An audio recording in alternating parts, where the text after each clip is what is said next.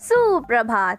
मैं मुस्कान तिवारी आपकी news anchor लाफारा media से हाजिर हूँ देश विदेश की ताज़ा खबरों के साथ। तो आइए हम गौर करते हैं 16 जून 2020 की ताज़ा खबरों पर।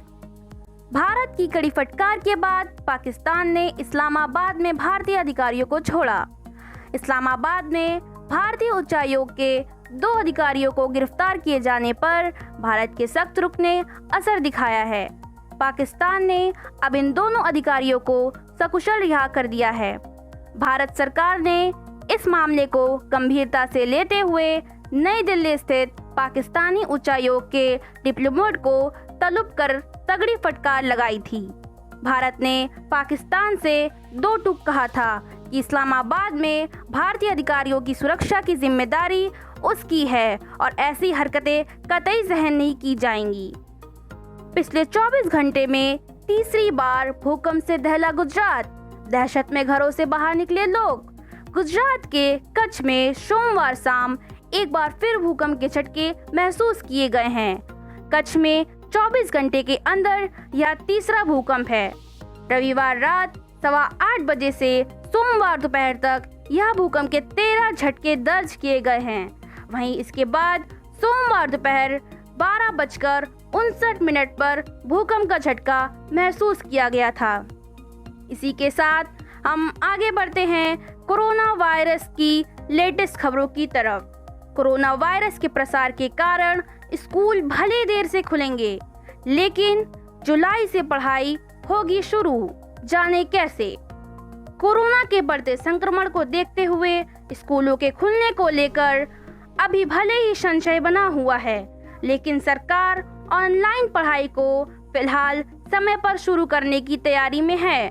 मानव संसाधन विकास मंत्रालय के भीतर इसे लेकर तैयारियां तेजी से चल रही हैं।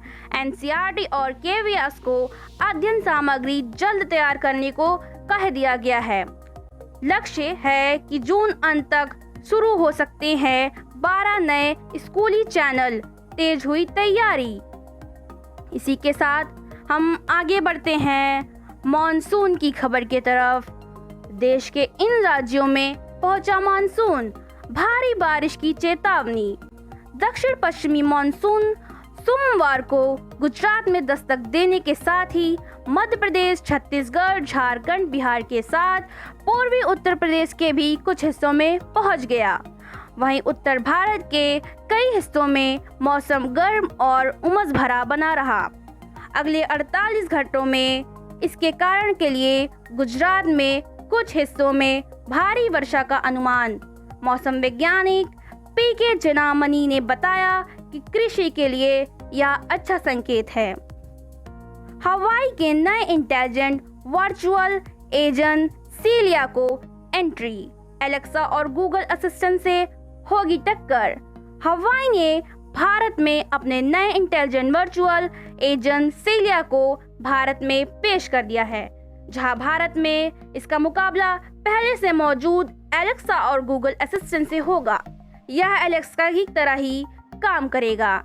इसी के साथ हम आगे बढ़ते हैं लेटेस्ट खबरों की तरफ। भारत में परमाणु हथियारों का जखीरा बढ़ा। जाने किस देश के पास कितने हथियार हैं।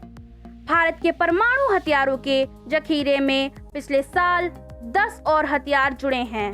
स्वीडन के थिंक टैंक सीप्री की ताज़ा रिपोर्ट के मुताबिक 2020 की शुरुआत में भारत के पास 150 परमाणु हथियार थे।